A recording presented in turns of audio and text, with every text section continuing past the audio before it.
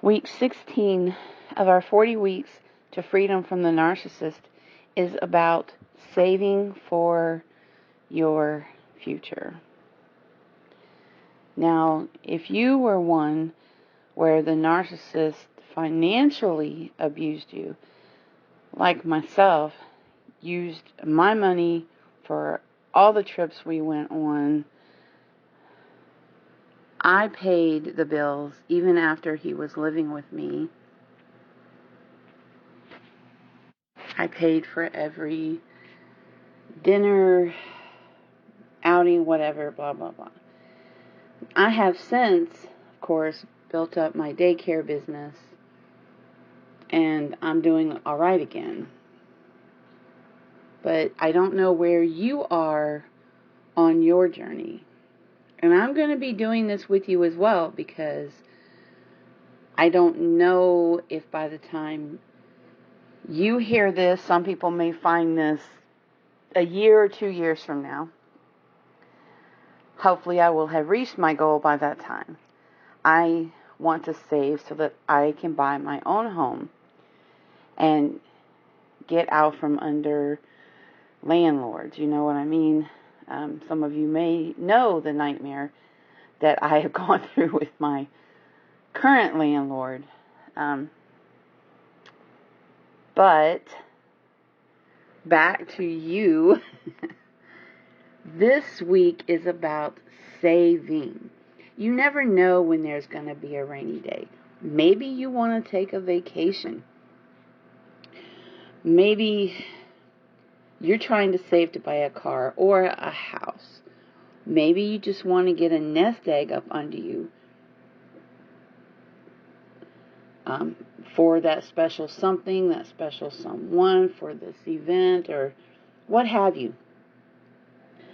This is about saving.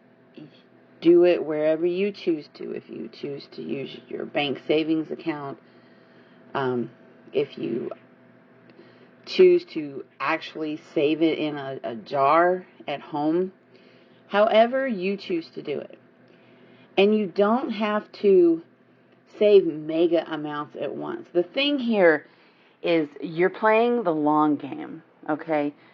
You're putting money back into yourself, back into your future. Maybe you live paycheck to paycheck and just cannot afford to save a lot of money. Well, think about how much we spend on frivolous things. Or, that Starbucks, once or twice a week, or, whatever it is, the eating out, the ordering, the DoorDash or the Grubhub or whatever you use. All of these things add up. And I know from experience there, I used to spend a ridiculous amount of money on deliveries, especially during the COVID period, because I didn't want to go out around the public. And the amount of money spent was absolutely insane, and I wish I had all that back. I'm not saying you shouldn't ever do it. Sometimes you're just too tired, right? So maybe you can only put back, let's say, $10 a week from what you bring home. So if you did that, at the end of the year, you'd have saved $520.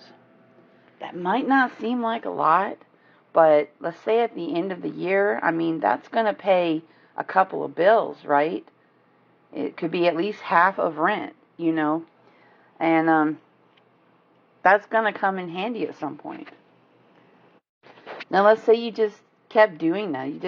You left it alone, and so that $10 you threw in that jar, or you threw into your savings account, okay?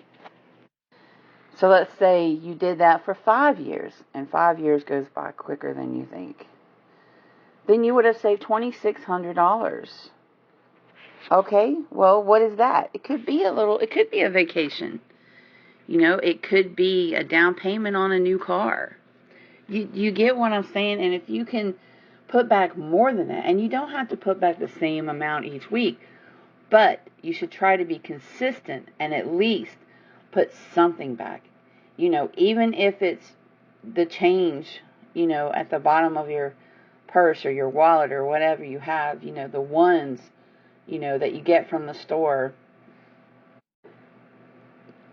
And just put it up and don't think about it.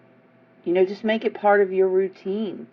When you cash your check at the end of the week, or if you get direct deposit, make it part of your routine to move that, that amount, whatever you have decided to put back, whether it's 10, maybe you are able to put back, 20, 25 a week, whatever. And just do that. Purposefully do that. And leave it. Forget about it. Leave it alone. This is where being very financially responsible comes in. And you're not only helping yourself, but you're teaching, if you have children, you're teaching them a good lesson about money. You have to be very disciplined in making sure you pay all your other bills to take care of yourself, and then put back as much as you can, or whatever you have decided to put back, and so that you can save it and decide how long you're going to save it. Oh, I'm just going to save for a year and see where I am. That's fine. I just want to save for 6 months and see where I am. Okay.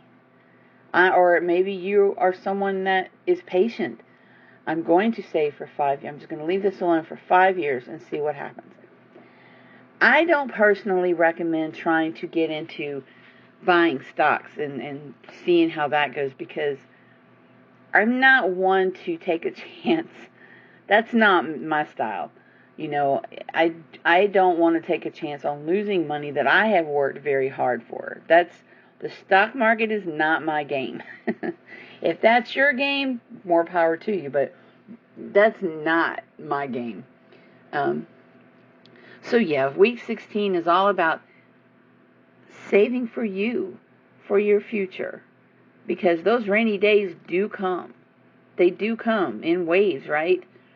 Enjoy the peaceful moments, when it's peaceful and quiet and everything is good. I love the boring times in my life because it means nothing bad is happening, and it's especially during those times when you should take the time to, organize your life, your home, your finances, see where that kind of stuff, when you're not stressed about everything else. So, and knowing that you're putting back even a little bit at a time each week, it's going to make you feel pretty good.